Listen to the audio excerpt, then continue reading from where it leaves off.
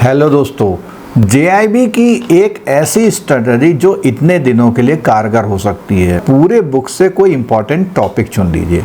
दोस्तों, इससे पहले वीडियो में आगे बढ़े तो आप सभी से रिक्वेस्ट है, नीचे जो डिस्क्रिप्शन में मोबाइल एप्लीकेशन का लिंक दिया हुआ जिसमें आपको फ्री क्लासेस के कैप्सूल वीडियोस के नोटिफिकेशंस मिल जाते हैं। साथ साथ में जो लेटेस्ट ऑफर चल रहा है क्रैश कोर्स 2999 का पूरा कोर्स जो हमारा 3999 का जो 3999 वाला कोर्स है उसमें अब आपको नेक्स्ट एग्जाम तक की वैलिडिटी भी मिल जाएगी।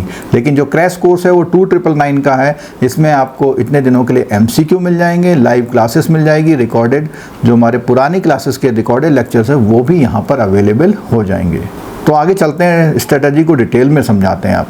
अब मैं बात करता हूँ दोस्तों कि अगर आप कुछ टॉपिक वाइज करते हैं तो इस वीडियो में मैं सबसे पहले बताऊंगा कि इंडियन इकोनॉमी में कौन कौन से टॉपिक आपको कर लेने चाहिए। इंडियन इकोनॉमी के टॉपिक की अगर बात करूं तो सबसे पहले इकोनॉमिक्स में एक बिजनेस साइकिल का टॉपिक है, डिमांड सप्लाई का जो रूल्स का टॉपिक है, थ्योरी ऑफ इंटरेस्ट, बजट और आपका जीडीपी वाला टॉपिक। ये टॉपिक बहुत इंपॉर्टेंट है। अगर सी मॉड्यूल में बात करूं तो जो बैंकिंग एक्ट है, बैंकिंग और इसका जो बीआर एक्ट और आरबीआई एक्ट है, उसके साथ साथ में जो टाइप ऑफ बैंकिंग इंस्टीट्यूशंस वाला है वो चैप्टर है। डी मॉड्यूल में बात करूँ, डी मॉड्यूल में आपका जितने भी पर्टिकुलर टॉपिक हैं, money market, capital market, insurance market और आपका फॉरेक्स मार्केट से रिलेटेड टॉपिक आपको कर लेने चाहिए।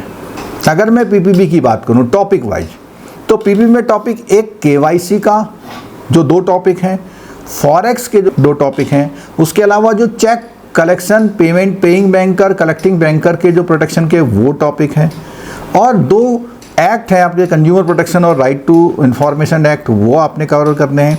जो सिक्योरिटीज़ वाला टॉपिक है, charging security, different mode of charging वाला, वो टॉपिक इंपॉर्टेंट है। एनपीए का टॉपिक है, उसके अलावा प्रायोरिटी सेक्टर का टॉपिक है। और अगर मैं बात करूं मॉड्यूल सी में तो पहला वाला जो यूनिट है वो इंपॉर्टेंट है मॉड्यूल सी का। उसके अलावा जो डिलीवरी चैनल्स हैं वो इंपॉर्टेंट है। एथिक्स में बात करूँ तो एथिक्स के अगर आपने शुरू के 3 टॉपिक अच्छी तरह से कर लिए तो इस तरह से ये सेलेक्टिव बेसिस में वो आपके पीपीबी के इंपॉर्टेंट टॉपिक हो सकते हैं। अगर मैं एएफएम की बात करूं तो एएफएम में आपका जो बेसिक अकाउंटिंग स्टैंडर्ड्स हैं उसमें से 3-4 क्वेश्चंस आपके मिल जाते हैं। बैंक रिकंसिलिएशन स्टेटमेंट से आपको मिल जाते हैं। कंपनी अकाउंट है, फाइनल अकाउंट है, इनमें से आपको क्वेश्चन मिल जाते हैं। और आपके जो कुछ न्यूमेरिकल बेस हैं जैसे रेक्टिफिकेशंस ऑफ एरर्स है, फॉरेक्स का एक टॉपिक है, इन टॉपिक से आपको क्वेश्चंस आपको मिल जाते हैं। अगर मैं रिटेल बैंकिंग की बात करूं तो रिटेल बैंकिंग में शुरू में कुछ टॉपिक जो मार्केटिंग से रिलेटेड है वो कर लीजिए।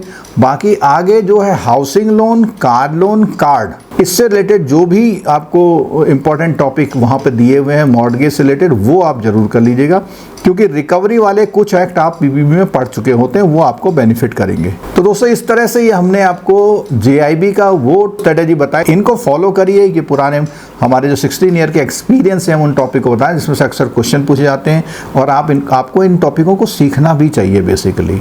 ठीक है, तो इस तरह से इसको फॉलो करिए और गारंटीड आप इतने समय में भी यानी कम समय में भी अपना जेआईबी निकाल सकते हैं। लेकिन सिंसियर एडवाइस की जरूरत है। और सपोर्ट के लिए हमारी जो मैराथन और लाइव क्लासेस हो रही हैं, कैप्सूल वीडियोज आ रहे हैं चैनल पर, उनको आप देख सकते हैं और ये आपका जेआईबी को जरूर निकाल देगा और आपको प्रमोशन के चांसेस, साथ में इंक्रीमेंट भी आपको जरूर मिलेगा। वीडियो देखने के लिए दोस्तों बहुत बहुत धन्यवाद। इस वीडियो को जरूर अपने उन दोस्तों के साथ शेयर जरूर करिएगा जो लोग जेआईबी की सिंसियर तैयारी कर रहे हैं। Thank you so much.